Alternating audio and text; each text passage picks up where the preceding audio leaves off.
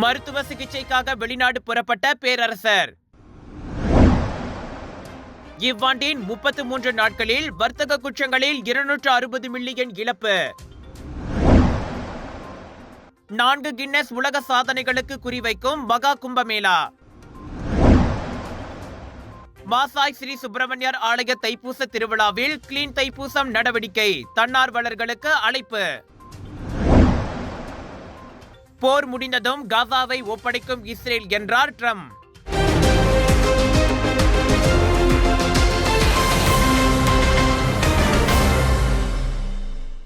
மாட்சிமை தங்கிய பேரரசர் சுல்தான் இப்ராஹிம் சிகிச்சைக்காக வெளிநாடு சென்றுள்ளார்.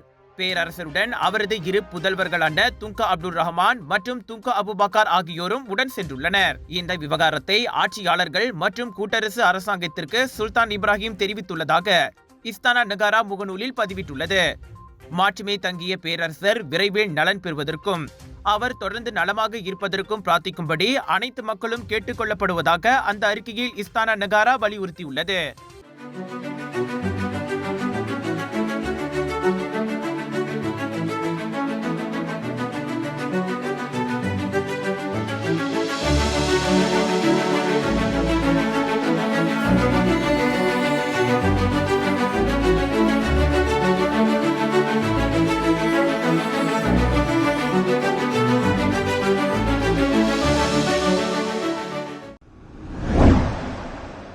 சர்ச்சைக்குரிய இஸ்லாமிய சமய போதகர் ஜக்கீர் நாயக் பிப்ரவரி 2ஆம் தேதி பெர்லிஸில் சொற்பொழிவு ஆற்றியதாக வெளியாகி இருக்கும் தகவல் குறித்து போலீஸ் மற்றும் உள்துறை அமைச்சு விளக்கம் அளிக்க வேண்டும் என ஈப்போ பாராட் நாடாளுமன்ற உறுப்பினர் எம் குலசேகரன் கேட்டுக் கொண்டுள்ளார்.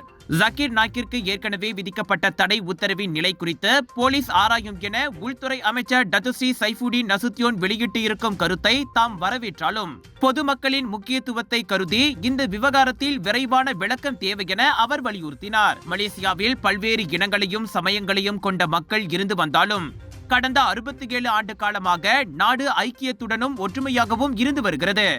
எந்த ஒரு நபரும் நமது தேசிய ஒற்றுமை, ஐக்கியம் மற்றும் பாதுகாப்புக்கு மிரட்டல் ஏற்படுத்துவதை நாம் அனுமதிக்கவோ அல்லது இதில் விட்டுக் கொடுக்கவோ முடியாது என குலசேகரன் வெளியிட்ட அறிக்கையில் தெரிவித்தார்.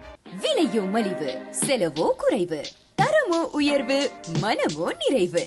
மக்களின் தேர்வு என்ரிகோஸ் முழு ஆடை சத்துள்ள பால்மாவு.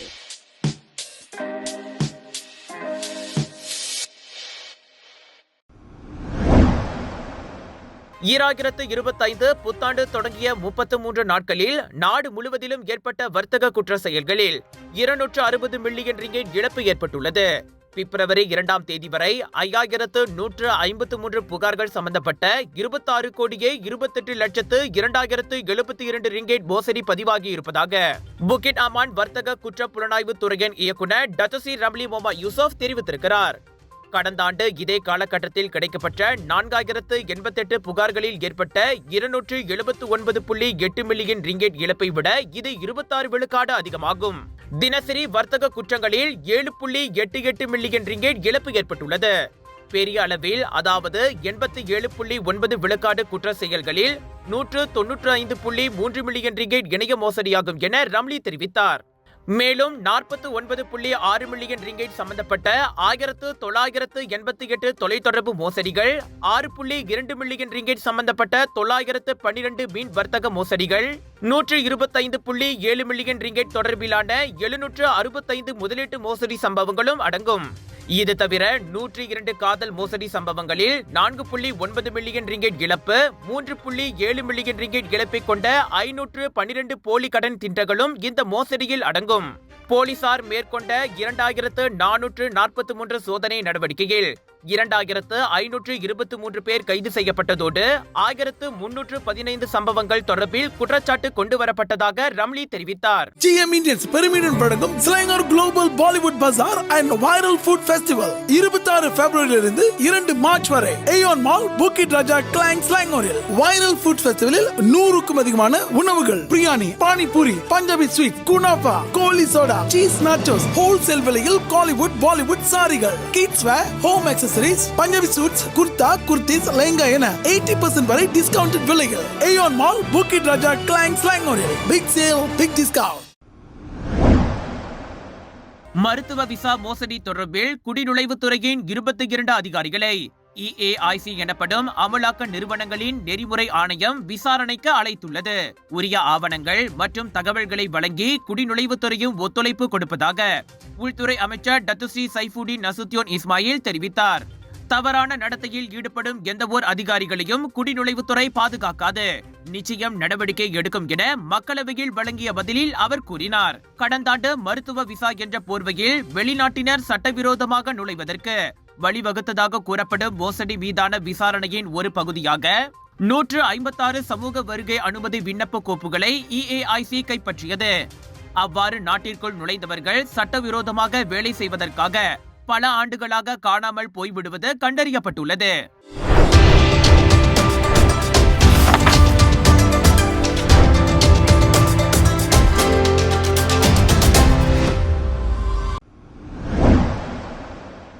இவ்வருட தைப்பூசத்தன்று மாசாய் ஸ்ரீ சுப்பிரமணியர் ஆலயத்தில் பிரார்த்தனைகள் மற்றும் நேர்த்திக்கடன்களை நிறைவேற்ற வரும் பக்தர்கள் மாசாய் முருகனின் திருத்தலம் தூய்மையாக இருப்பதை உறுதி செய்ய சுற்றுவட்டார மக்களின் நற்சேவையை ஆலய நிர்வாகம் நாடியுள்ளதாக அந்த ஆலயத்தின் தலைவர் சுப்பிரமணியம் கிருஷ்ணன் தெரிவித்துள்ளார். தைப்பூச திருநாளன்று தூய்மையாக இருப்பதை நாம் உறுதி செய்ய வேண்டியது நமது கடமை மட்டுமல்ல, அது உரிமையும் கூட.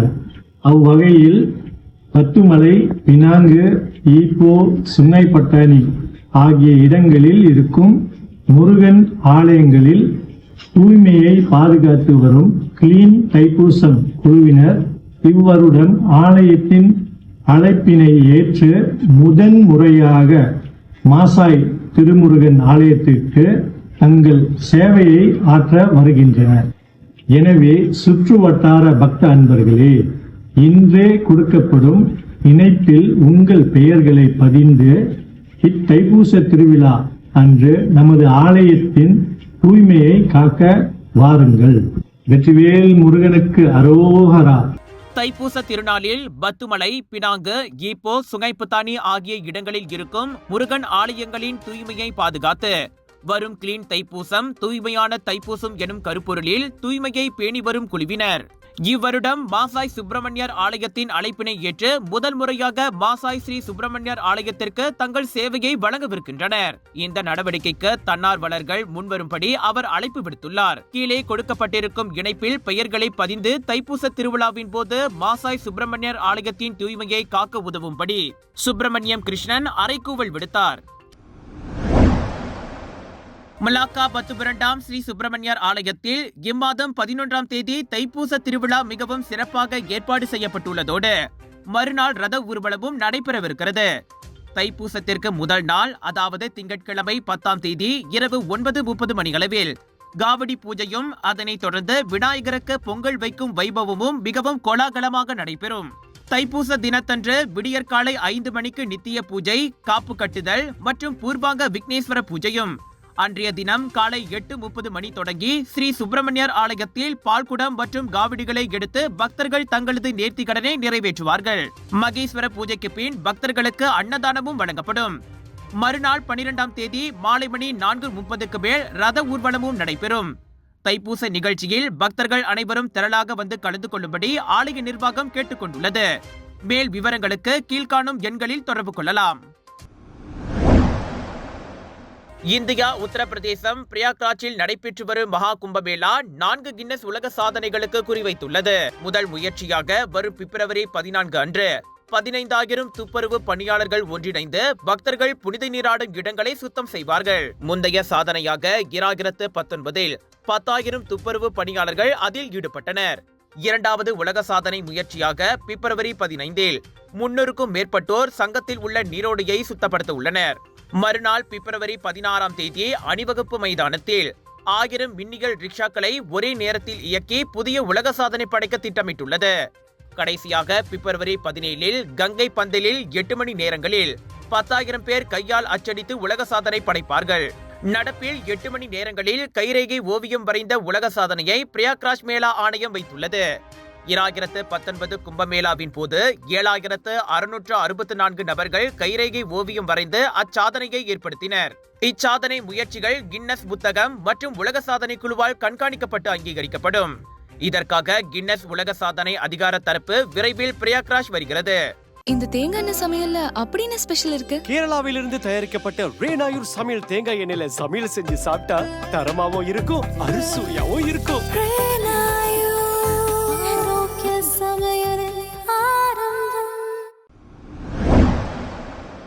சண்டை முடிந்து இஸ்ரேல் காசாவை அமெரிக்காவிடம் ஒப்படைக்கும் என்று அதிபர் டொனால்ட் ட்ரம்ப் கூறியுள்ளார். அப்போது அப்பகுதி மக்கள் வேறு இடங்களில் பாதுகாப்பாக மீள் குடியேற்றம் செய்யப்பட்டிருப்பார்கள். காசாவும் புதிய நவீன குடியிருப்புகளால் அழகாயிருக்கும். எனவே அம்மண்ணில் அமெரிக்க துருப்புகளுக்கு வேலை இருக்காது என ட்ரம்ப் கூறினார். இதே ட்ரம்ப் தான் முன்னதாக காசாவில் சிறிய எண்ணிக்கையில் அமெரிக்க ராணுவத்தை களமிறக்கும் சாத்தியத்தை மறுப்பதற்கில்லை என கூறியிருந்தது குறிப்பிடத்தக்கது.